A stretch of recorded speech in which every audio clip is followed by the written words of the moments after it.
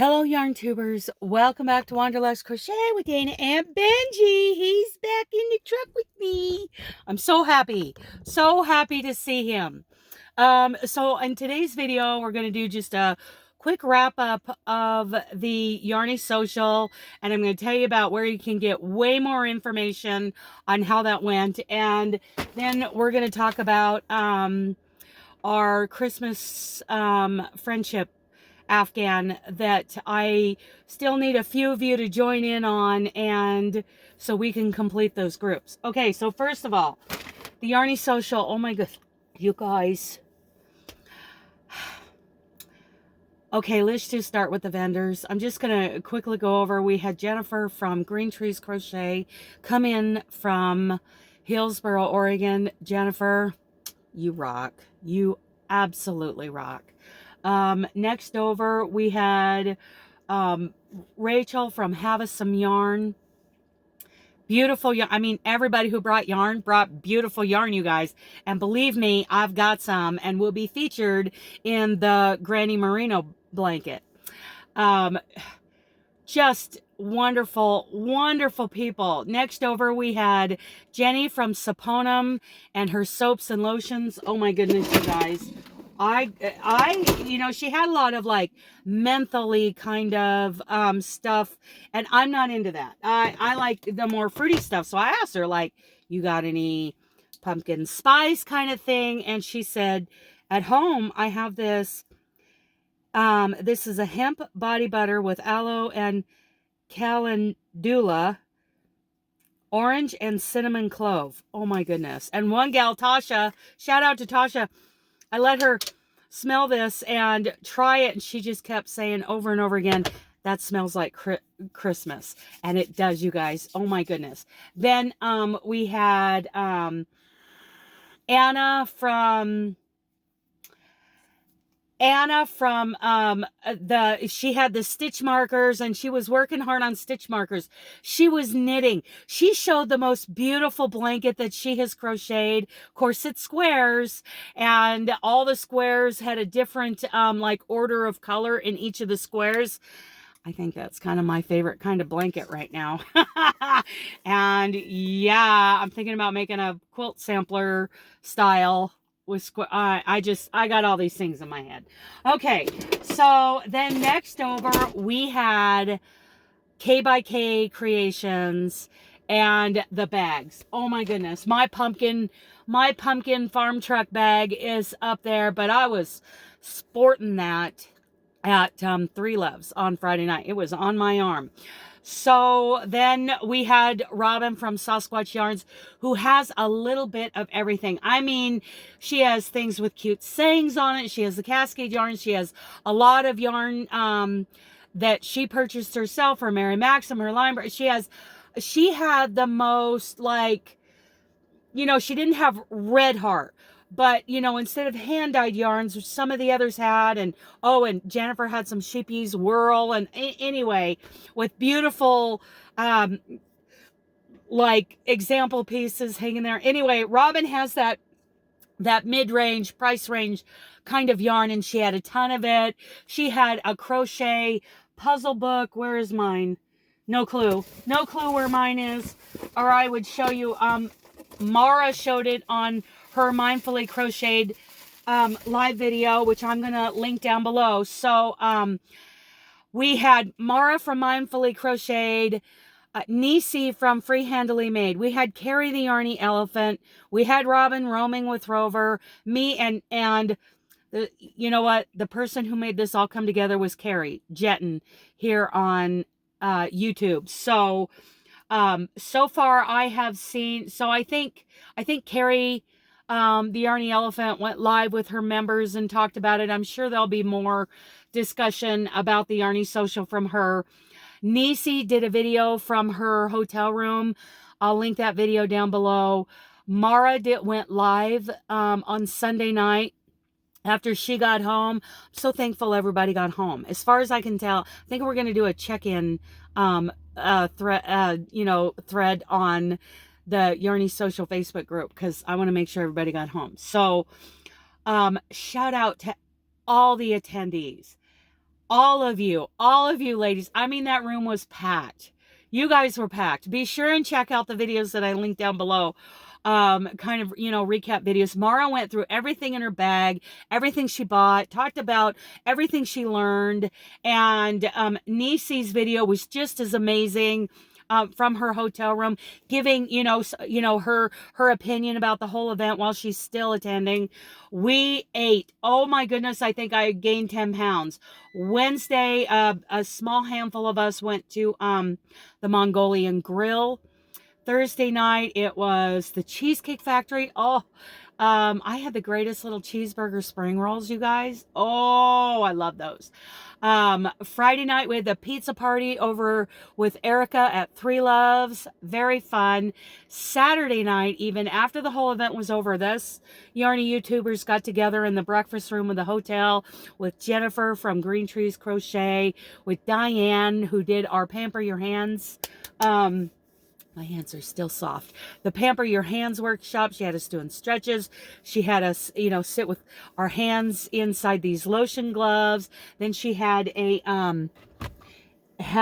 see if I can find mine, a crochet project for us. This is her prototype she gave me months and months ago. I have a wrist injury, so I didn't try to do it. And so anyway, oh my goodness, you guys, I did a tapestry, single crochet tapestry workshop for a mug mat. And I didn't even tell people it was a mug mat. I don't think I ever used that term, but people are going to use them for dish. I mean, Mara finished hers. Not everybody finished theirs, but some people like, shout out to Rachel who put fringe on one end of it. I mean, all the people. I had a great discussion with, a couple of ladies, you know who you are, about my Noah scarf and the first 11 chapters of Genesis and how that all, came about. She just came in, one of them, they both came and sat down next to me, and one of them said, why did you want to study Genesis? And I'm like, oh, I love that question. Anyway, we had such great discussions and giveaways. Oh, we gave away so much, you guys. Everybody won something. Everybody won something. And then once everybody won something, we redistributed tickets and started again. So some people won 2 things. So anyway, I want you to check out those other videos and not just take my word for it. Okay, so the other thing I want to talk about this morning is the Elfin squares. We still need a few spots filled. Now, my squares are pretty ugly. They're my ugly Christmas squares. With the colors I chose. But here's how it works. You crochet 40 squares, make them 8 inches. Please block them, steam, pin them down, steam them, spray them with water, do whatever, before you mail them out. The groups, we have 2 groups of 20. And you will mail 2 squares to every other person in your group. They mail theirs to yours. You will end up with 40 squares, and you will make the most amazing Christmas friendship Afghan when we're all done. These are here. You can see some of my squares here. I'm doing them all different. I'm doing mine in paint box Simply DK, because you need to use any fiber that's DK except for animal fibers, just to be careful of allergies. Okay, so you can use nylon and linen and cotton and acrylic or whatever you want. All your squares can be different. They can all be the same. They are going to be whatever your favorite, Christmas colors are. So everybody's going to be different. I did ugly Christmas colors. I think they look awful together, but they remind me of an ugly Christmas sweater. So, and I'm just doing mine in variations of the granny square. You can do other motifs if you want. Do whatever you want. I would say keep it fairly simple, though, because there are 40 of them. So we still need to fill groups 1 and 2. We are looking for you. You can do this. You can whip those out just quickly, put them on something, pin them down. Like you can put pins down and then stack them. Each time you stack one on top of the other one, spray it if it's pinned out to keep them pretty square, to help the person who's receiving it get it right. You have until November 30th to get them mailed out. Need my coffee. So you have time to get these done. So shout out to all my people. Let's get those Elfin squares, get those 2 groups filled up so that and once those 2 groups are filled up, I will mail each and every one of you the mailing list and you get those mailed. Now here's some tips about mailing. First of all, don't just, put your postage on it and have it picked up. Please take it to the post office, because some squares from our spring friendship Afghan showed up with postage due. We don't want that to happen to our friends in this our Elfin square swap. So please take them in. Please take the time and take them in.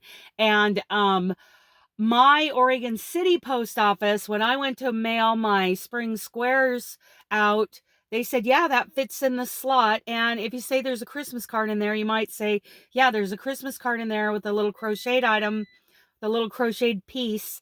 And if it'll fit in the slot, it'll go as a large envelope. Now, there are a few postal Nazis out there who are like, no, that makes it a package. You can either pay that package price or you can go find another another post office, because my post office in Oregon City, they are amazing. Love them. Robin in Spokane, she knows when to go to the post office and when not to go to the post office, because if you put a card in there, just sign a card and say it's a Christmas card with, a little flat gift inside the card. Hopefully they'll let it go as a large envelope. So, I will, email me, letting me know. Email me at DanasWanderlustCrochet@gmail.com. That'll be linked down below. If you're in, you're in. If you just want information, tell me you just want information, and I will copy and paste the information to anyone who emails me, whether you say you're in, or you want more information. I'm going to be blasting out the information over the next month or so to make sure we get those, groups filled. Now, group 1 does have 1 Canadian in it. It's always possible to get 1 or 2 more. So that postage is going to be a little more. So just keep that in mind. Group 2 is strictly U.S. addresses. So tell me what you think. Can you do just granny squares? Can you do just, a solid granny square, whatever you want, or something that brings you a little bit more enjoyment? Like, I think Robin's doing a twisted granny square. There's always the mosaic granny square, and there are other kinds of motifs out there. Just a little side note, a granny square is a granny square. Other motifs are other motifs. A granny square is a motif. Not all motifs are granny squares. Just saying. A lot of motifs use what we call the granny stitch today. It was called, according to Corinne over at Just Vintage Crochet, I believe, honey, if you're watching this, please correct me. I need to get with you and get this part of the granny square history corrected. I believe that there were the Van Dyke stitch, what we call the granny cluster today, was published in UK publications, maybe 1, maybe more, in the UK in the 1800s. Correct me. I need to get with you and get more precise information on that, because the history of the granny square just warms my heart. I love how that started in the American prairie and how it got its name and all of that. So anyway, squirrel. I believe Carrie went live once or twice during the weekend while we were at the Yarny Social, and I talked to all of them about the Our Elfin Squares collaboration, and I I got a pre-plan, you guys. Time to go to work. Look at me. I still haven't gotten all my sleep yet. Benji is happy to be back in the truck. He's so happy to be the only dog getting all the scratches. That's what he wanted. Those other dogs didn't need it. That's right. Just you, buddy. Okay? So please join us in the Our Elfin Squares. I love you guys. Bye.